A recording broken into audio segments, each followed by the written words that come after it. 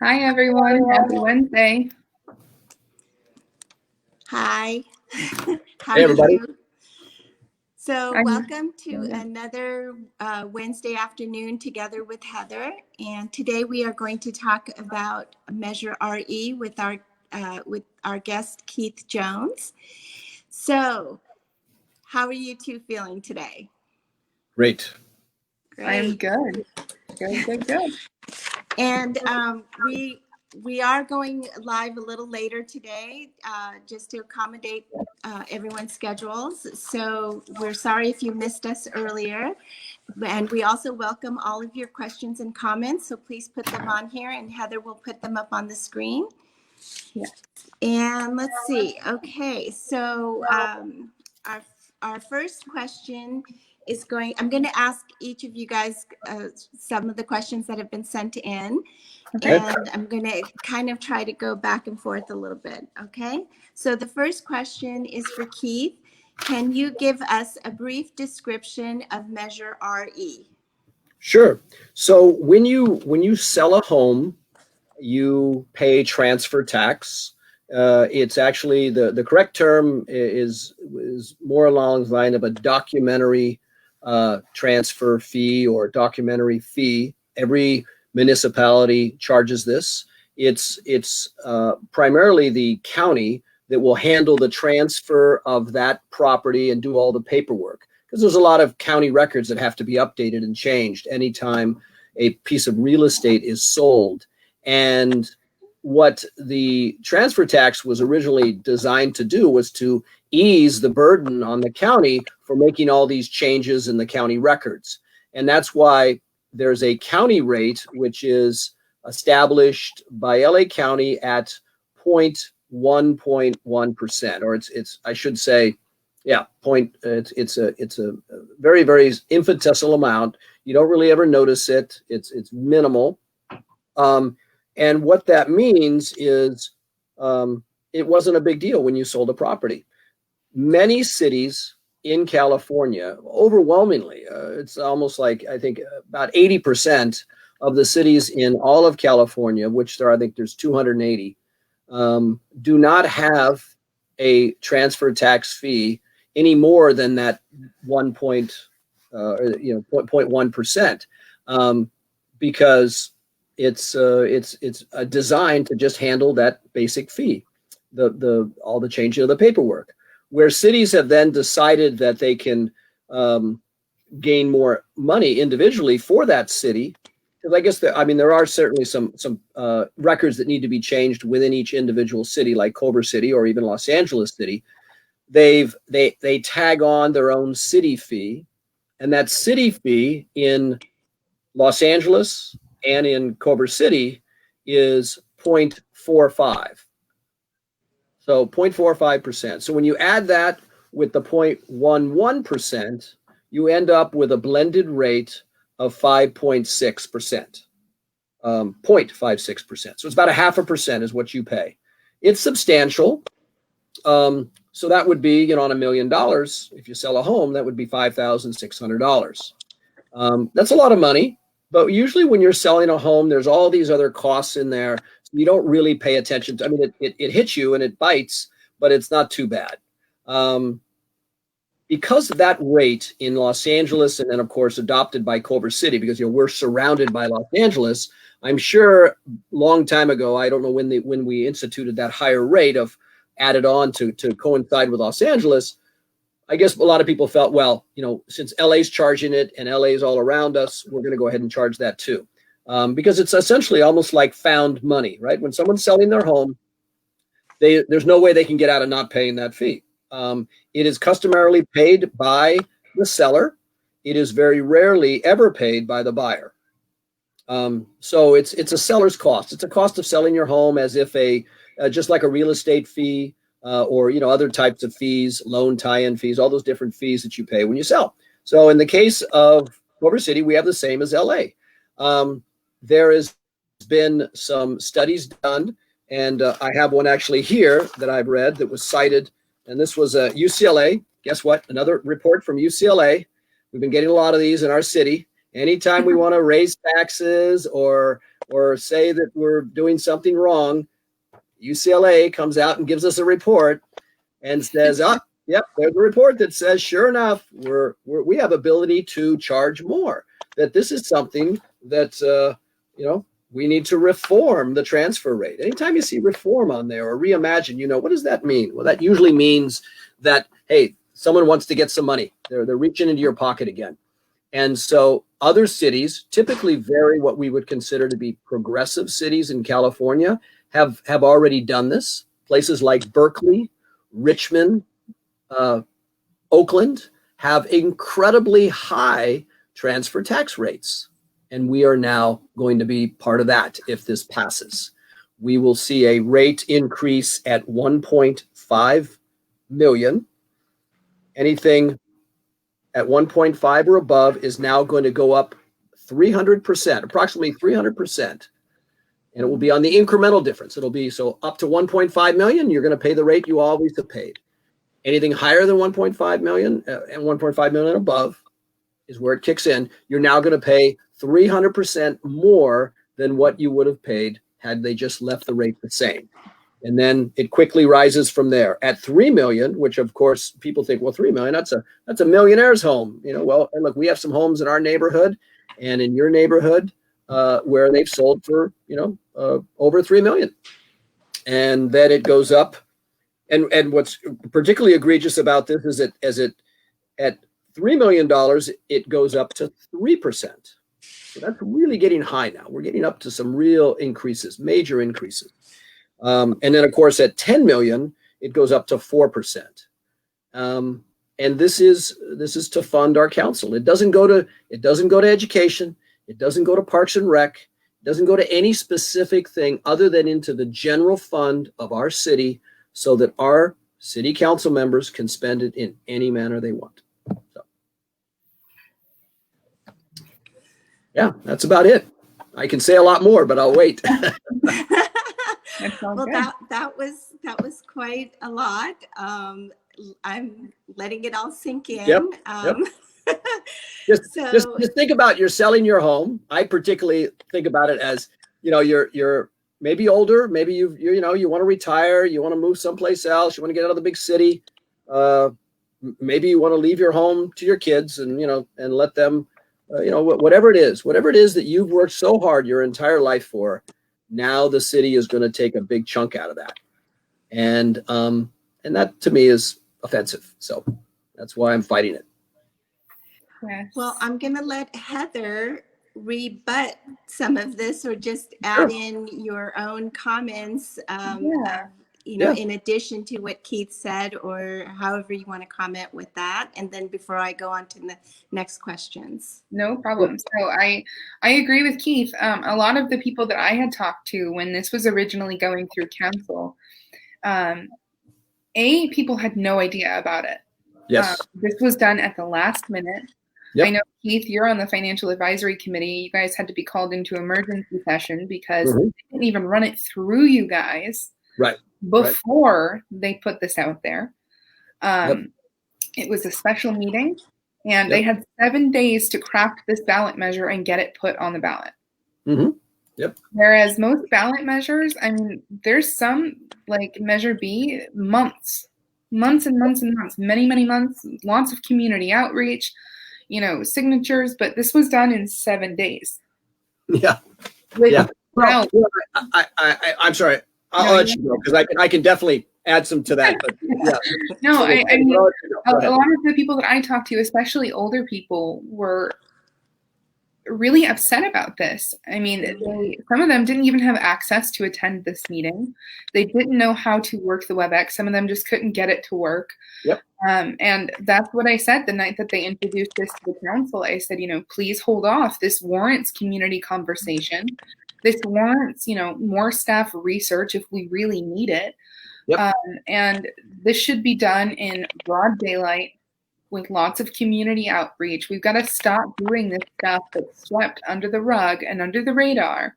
We need to get out in front of the people and get everyone's input on this. And that's exactly what they didn't do.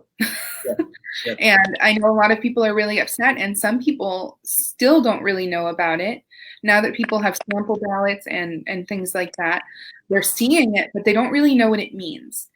And a lot of people that I talked to said, I've worked really hard, putting a lot of money, a lot of time, a lot of effort into my home. And my home is worth 1.5 million. Mm-hmm. I'm not rich. I want to sell my home, pay off my debt, move somewhere else to be closer to my kids that are across the country. And this is going to have a significant impact on that. And I think that this definitely should have been done a lot better. It should have been done in, like I said, in broad daylight with everyone giving input. And we could have done so much better for our city and reaching out to our residents. So with that, I'll give it back to Keith, because I know there's some more stuff he wanted to say. Sure. No, that's great. You put that really well. That's what I think makes this such a I guess a sneaky tax, is that it was put through late at night. It was put through when our mayor, Göran Eriksson, was on vacation. It was also something that, admittedly, by the council member that put it through, claims that he had been studying it for several years. So if you've been studying it for several years and COVID happened in March, and you figured this would be something to shore up the city's balance sheet, why didn't you bring this up earlier? Why didn't you bring it up so we could have studied it?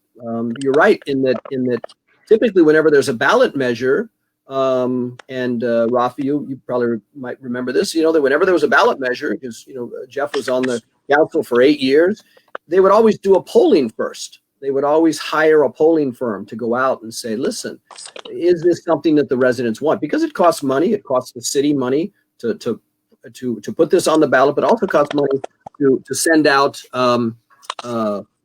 these little, information sheets that kind of, advertise why they're doing it. So you don't want to do that if it's going to fail. So if you've been thinking about this for a long time, why wasn't there polling done previously? Why wasn't there enough time to get voters to really weigh in on this?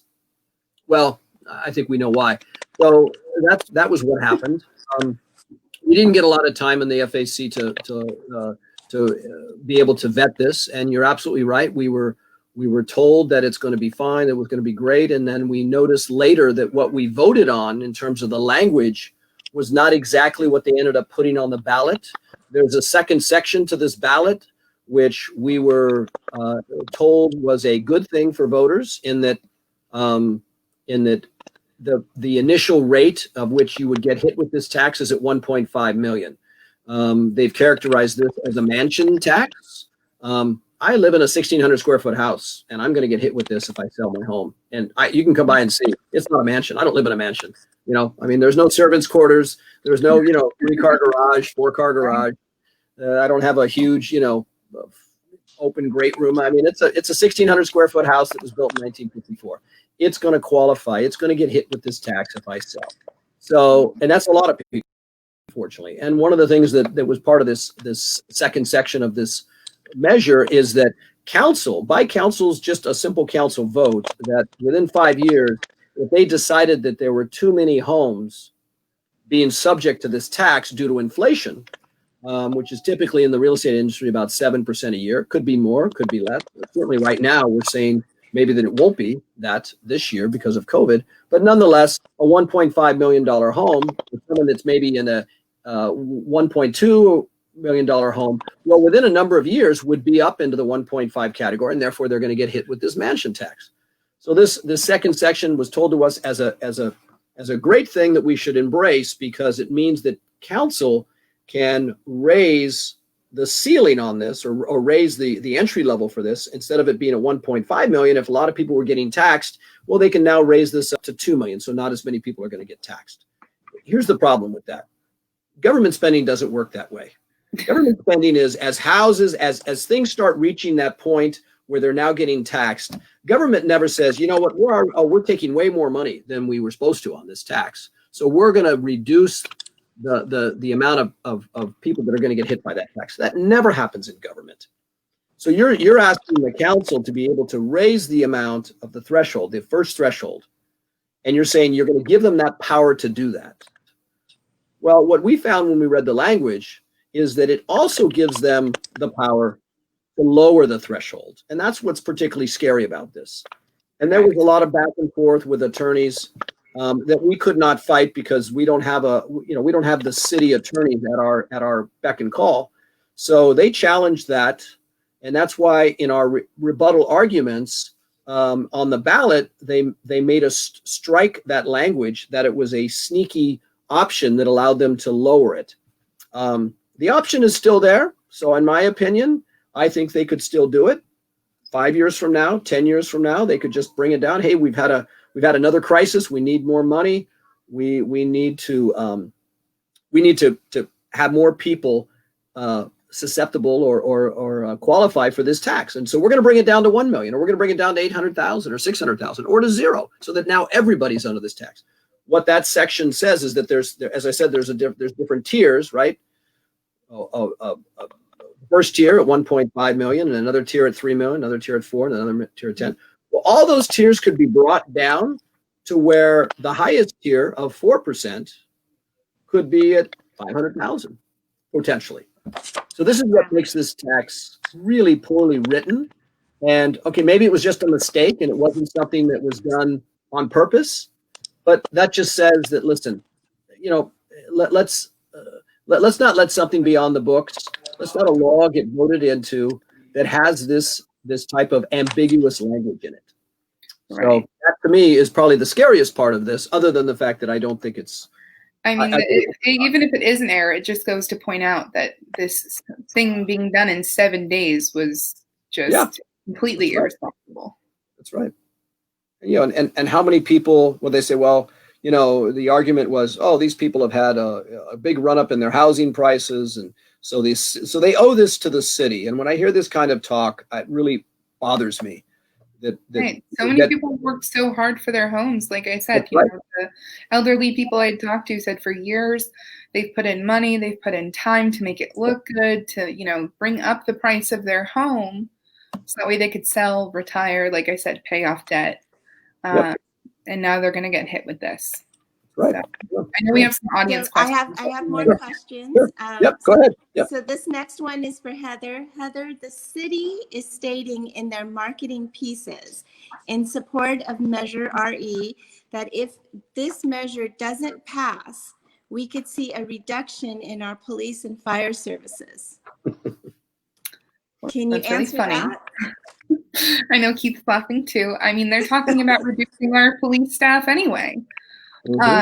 And so every time they increase our tax, they say it's going to our emergency services. That's why we raised our sales tax. Mm-hmm. This does not say it's going to go to that. Like Keith said, this measure is not written that way. It goes into the general fund. It can be used for whatever they please. It does not have to go to those services. So again, that's a sneaky way. They're trying to play on, we may not be able to fund our fire and police. We will be able to fund our fire and police. They will be funded. So please don't let that mislead you. Wonderful. Okay, the next question is, how does Measure E, this is for Keith, by the way, how does Measure E affect residential property owners versus commercial property owners? I'm not sure that you really went on the commercial side as much. Sure. Well, that's a big thing. Actually, and it's Measure RE, so it's Measure RE, and Measure RE covers all properties. So a commercial property now will become much more expensive to sell. And one of the, you could argue easily that if I'm going to get hit with this huge tax, then maybe I won't sell now. Maybe I won't move on. Maybe my building will be essentially just sit there. I saw this in Santa Monica when I lived there in the 80s, all through the 80s and early 90s, that properties that were, it primarily was because there were just a lot of taxes and a lot of regulations on businesses in Santa Monica, particularly rent control more than anything. I saw a lot of buildings just sitting there, vacant. I mean, areas that were prime Santa Monica areas were just sitting there vacant. So you could see that here. It is particularly egregious on commercial properties because a lot of commercial properties are high value. So they might be 10 million, 20 million.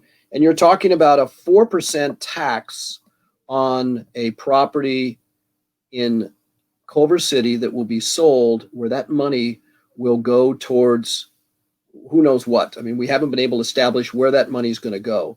And this is where I think commercial properties are going to really be hit hard.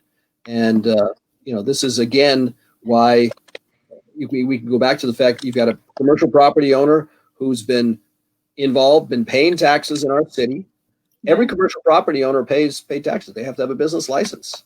And they have been paying a portion of their rental sales as city taxes. And so now they're being asked to pay again.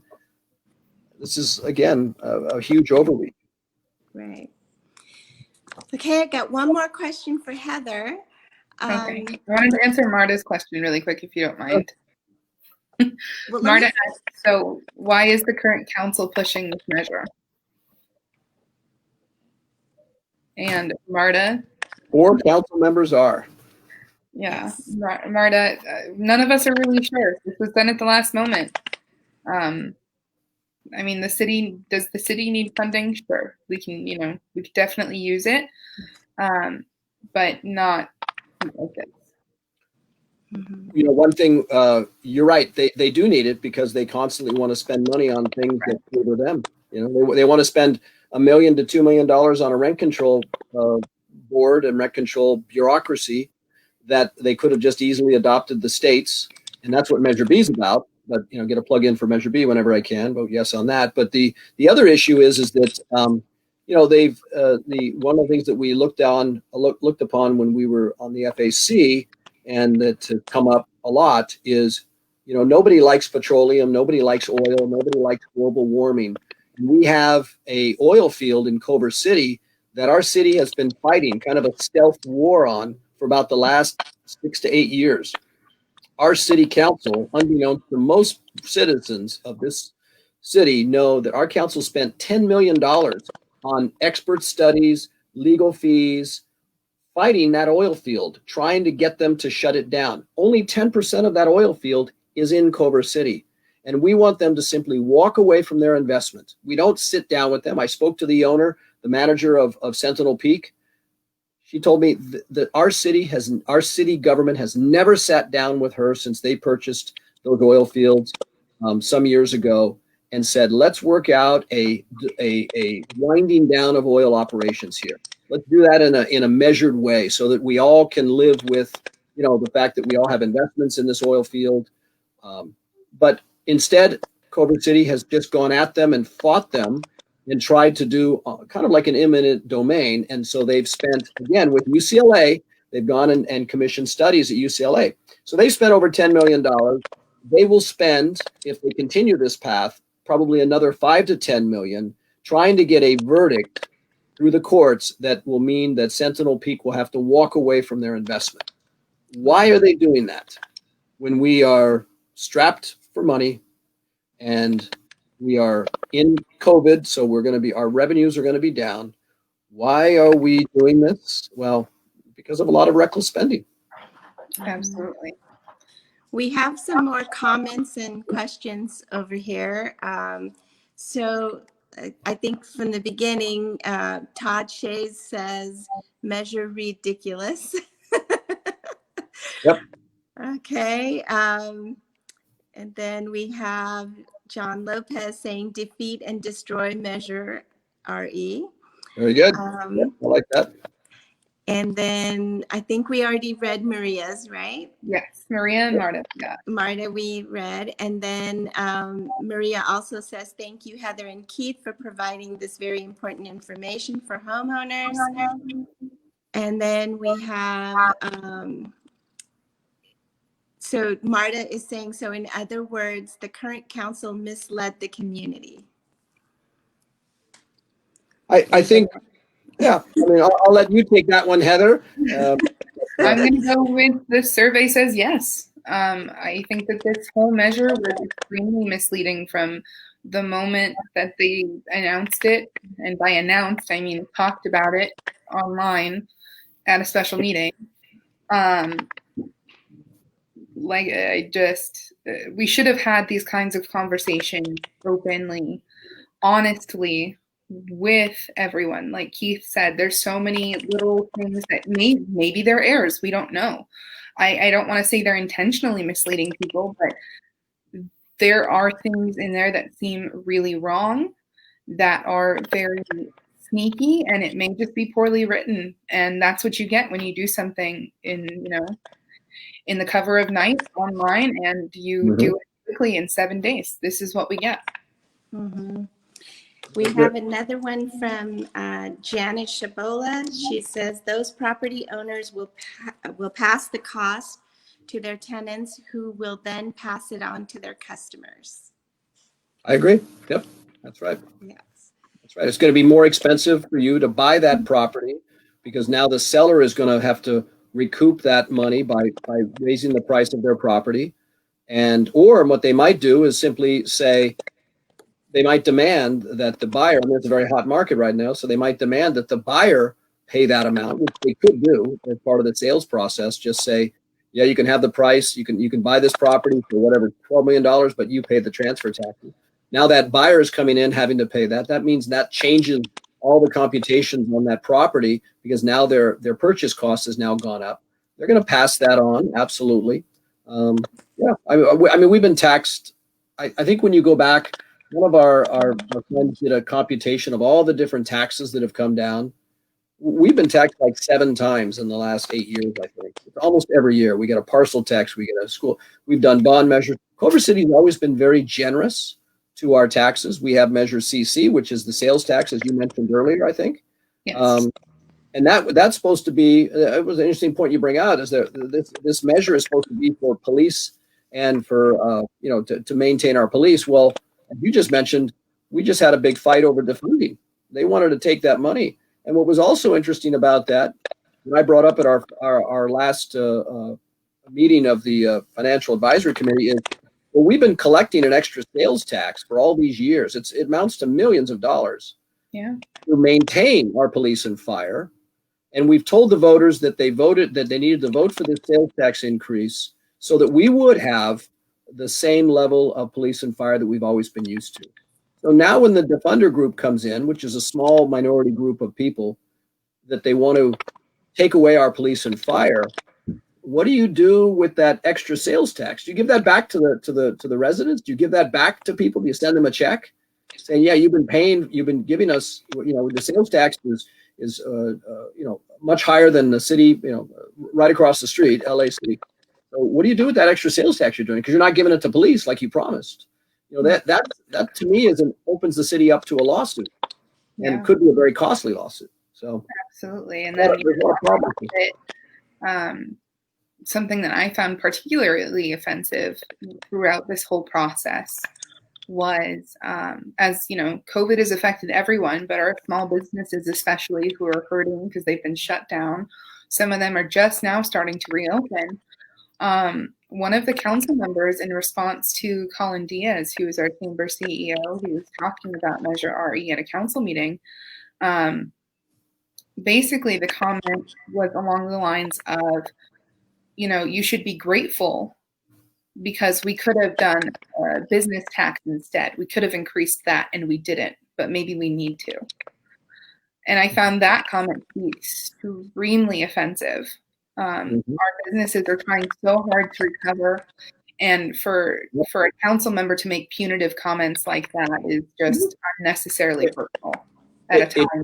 It shows their attitude. The 4 members of the council really look at the businesses in Culver City as a cash register. They can just ring every time they need money for one of their expensive studies, or we cite the Coyote study a lot through Loyola. But there's others too, as I just mentioned. The oil field is one. This just keeps going on. And I sit in those COVID meetings with city leaders, and I can tell you that the majority of the council does not participate in those meetings. It is just maybe one, who I'm sure we know, is Yoren. He's always there, and occasionally we'll get another one of them. but it's very rare. It's usually just one council member. Excuse me, my phone's going off. I apologize. But what I was going to mention is that the when you said earlier this extra money that keeps coming in through various taxes, like the business taxes, it's true. They were going to raise business taxes. It was all set. The FAC studied it. I was the only one that said, no, let's go easy on some of this. But by this point, the FAC at that point, when I first got on it, it's all political appointees. So you can imagine most of the people that are on the FAC are kind of, of course, if we need to reform our business taxes because it hasn't been done for a long time. A lot of other cities have higher business taxes, and you can argue that either way. But I tried to find a softer ground to be able to increase our business taxes because I wasn't going to get anywhere otherwise. But the business tax was set to be on this November ballot, but they realized there's no way that's going to pass. So when a council member says, "Well, we'll just raise business taxes," council can't do that. It has to be by ballot. So that's an idle. That's an empty threat. Because they are going to do it. They are going to bring it up. It's going to get resurrected again in 2022. They're going to try it again, and it'll be up to us to say whether we want to do that or not, whether we want to allow that or not. But we have 2 hotels, by the way, that are coming online. You've seen them being built, and they're going to be big money makers for the city. If you look at our city revenues, it's like this. I mean, our city's popular. We're really it's the revenues are growing. The problem is, our expenses are growing too at a faster rate than the revenues. Well, that's just bad. I mean, you can't run a business like that. You can't give away all your money. You have to be prudent, and that's what we hope you are going to do, Heather. So when you get on council, exactly, that is my plan. I keep saying it like it's your own money, right? So just like it's your money. Exactly. And that's part of what I keep saying is let's take it back to basics and let's build from there. We don't need to be spending all this ridiculous money on all these things. Let's talk about, trash, fire, police, the services that our city relies on, and let's build from there. Mm-hmm. Sure. We just need to kind of overhaul things. And where is this money going? It's like a black hole right now. Everything just you throw money in and it's gone. Yeah. Well, because of the virus, Heather, do you think that the mall's closure has also hurt our city from not collecting all that the sales taxes? Undoubtedly. We've been okay with the sales tax. I know the comment was made that we got more than we thought we were going to. So we did okay, but the mall is a huge part of our revenue stream also. Mm-hmm. And I'm really hoping that I know that they're starting to open. Certain stores are starting to reopen. And hopefully we'll get that up and going again. But yeah, the mall being closed is going to hurt, All those restaurants too, the restaurants have been hit. Exactly. Yes. Really hard. This has been very hard. So we're coming almost to the end of our time. So Heather and Keith, you can both take turns saying, what do you want our viewers to know about RE, and how would you prefer that they voted? Sure. Go ahead, Heather. Okay. So I just want to let you know that this affects more than just the millionaires. This is so many different people in our community. You've worked hard for your home. You shouldn't be punished for putting that effort into your home. Like I said, this was done without community involvement, very, very little community involvement, and was done unwell in 7 days. This was really, really fast. Normally ballot measures, we take our time, we think them out, we do studies, we figure this out. This was done in the matter of a week. So you can imagine how many things that we're still finding out how this is going to affect us. We also don't have solid information on it because it was done so fast. If this is something that the city really wants to do, there should be no harm in putting it back on the ballot at a later time when we're able to go through this thoroughly. but that's what needs to happen. So I encourage everyone to vote no on RE. Wonderful. Thank you for that message. Keith? Good. Sure. Well, first thing I'd like to say is that, and if you've seen the door hangers that we've been putting around town, you'll see that this is if this was truly a need because of COVID, which is how it's been advertised in the mailer that was sent to everybody and on all the information that was gone online, then you can make this tax have a sunset clause to it. And that's what we did. If you remember back in the Great Recession, we put through the sales tax increase as a 10-year sunset, because that's how much they computed they would need to kind of get back on a solid footing. 10 years. Well, as you recall, 10 years came, and guess what? This is before COVID, by the way. This is before COVID. 10 years came, and guess what? Well, magically, we've now increased our expenses for that money, even though we knew it was going to sunset and stop, and we were supposed to go back down to a sales tax, a lower sales tax. No, we need this, they said. We need the money still.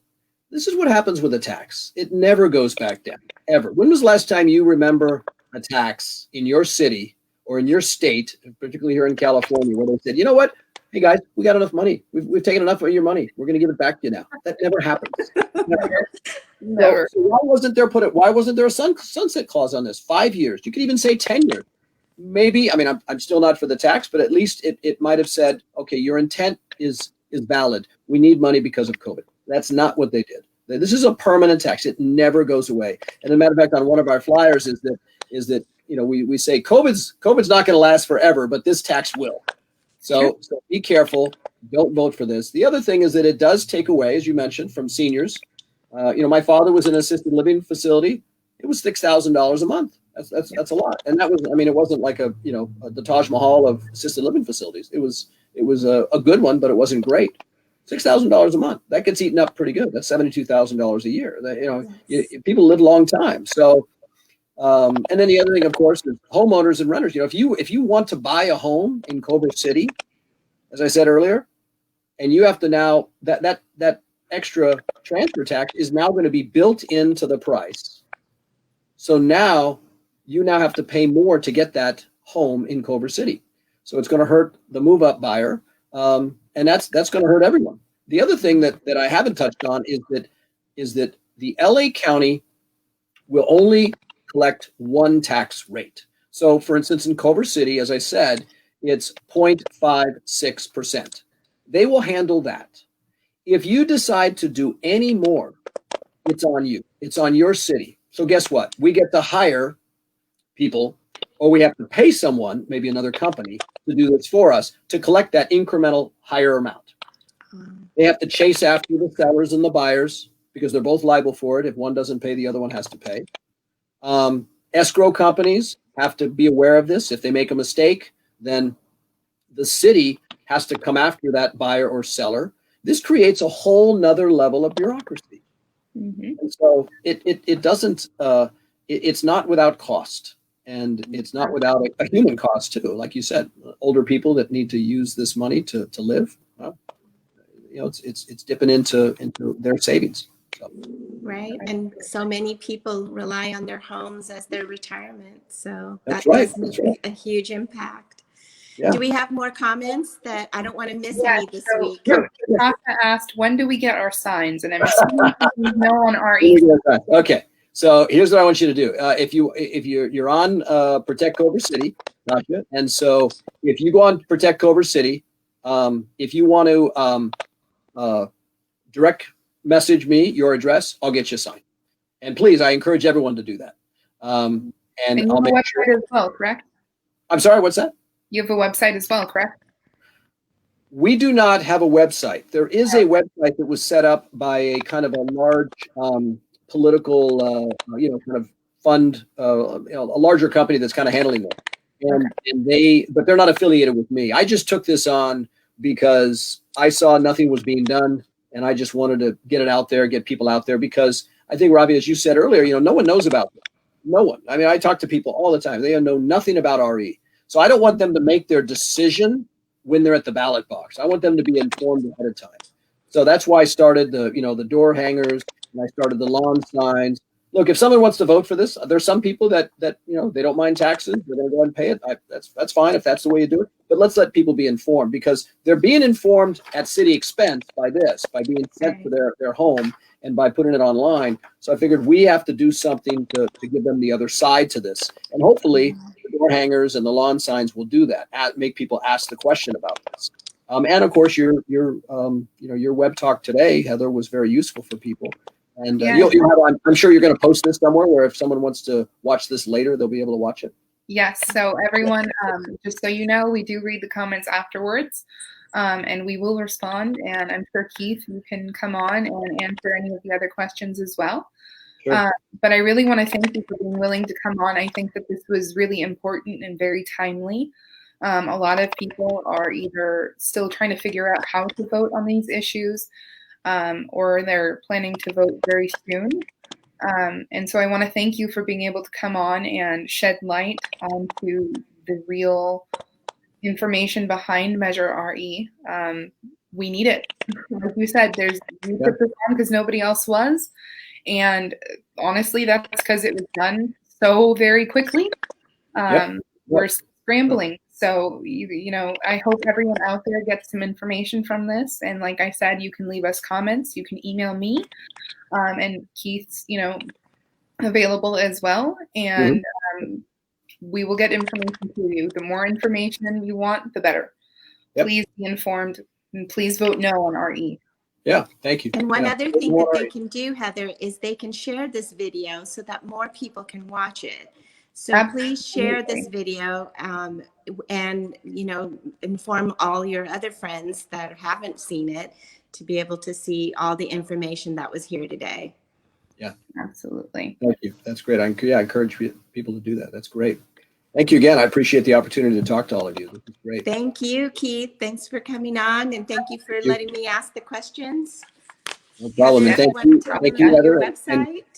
And good luck, Heather, with your campaign. I mean, you're doing great, and we had a big win last night on the defunding. So I think it's let's keep the pressure on, keep moving, and let's look forward to November 3rd. So yes. And everyone, please don't forget to visit Heather's website. It's heatherforculvercitycouncil.com. Is that right? Heather for culvercitycouncil.com. Forgot the Culver City. Sorry. And help out by, you know, donating, volunteering, whatever you need to help her with. We're in the final push, everyone. Final push. Yes. Yes, we're almost there, right? 3 more weeks? Right. 20 days. 20 days. 20 days. Wow. Amazing. That's incredible. Yeah. Great. So let me know if you need a lawn sign. Yep. Love to get you guys whatever. We got plenty left. So get them out there. Give them to your friends. Tell your friends. That's the other thing is, you know, we found that the outreach among friends has been really helpful. Yeah. So there's a lot of misinformation about this, about RE. And so, you know, get out there and really talk to your friends. It's really been good. So. Perfect. Well, thank you, everyone. And thanks everyone for joining us today. All right, guys. Bye. Bye-bye now. Bye, everyone. Yep.